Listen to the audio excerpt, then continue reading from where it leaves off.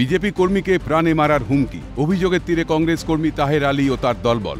ঘটনা ঘিরে ব্যাপক চাঞ্চল্য মালদা চাঁচলের বাকিপুর এলাকায়। অভিযোগ, বিজেপির ব্যানার পতাকা ও ফেস্টুন ছেঁড়ার প্রতিবাদ করতে গেলে প্রাণনাশের হুমকি ও মারধর করা হয় বিজেপি কর্মী সাহেব আলীকে। আমার পতাকাগুলো বিজেপির ভেঙে ফেলে দিয়েছি, ঠিক আছে। তারপরে ওঠার পরে আমি বললাম যে কেন ভেঙেছো, তো বলছি যে তোমাকে কংগ্রেস পার্টি করতে হবে, যদি না করো তাহলে তোমাকে প্রাণে মারবো। তারপরে আমাকে প্রাণে মারার হুমকি দিয়েছে। হুমকি দেওয়ার পরে আমাকে বলছে যে তুই যদি এরপরে গ্রাম থেকে ভারস তাহলে তোকে মার্ডার করে দেবো ডাইরেক্ট। জানা গিয়েছে, আক্রান্ত বিজেপি কর্মী সাহেব আলী বেশ কিছু বছর ধরে বিজেপি শিবিরের সঙ্গে যুক্ত। অভিযোগ, এর আগে তাকে বহুবার বিজেপি দল ছেড়ে কংগ্রেসে যোগ দেওয়ার হুঁশিয়ারি দেওয়া হয়। বুধবারের ঘটনার পর আক্রান্ত বিজেপি কর্মী চাঁচল থানার দ্বারস্থ হয়ে অভিযুক্ত কংগ্রেস কর্মীদের বিরুদ্ধে লিখিত অভিযোগ দায়ের করেন। যদিও সমস্ত অভিযোগ মিথ্যে এবং ভিত্তিহীন বলে দাবি করেছে চাঁচলের কংগ্রেস নেতৃত্ব।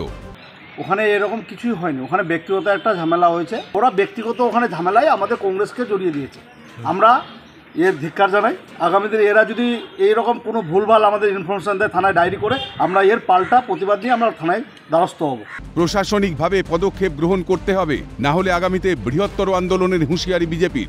এভাবে কেন করা হলো, আমরা থানাতে কমপ্লেনও করা হলো।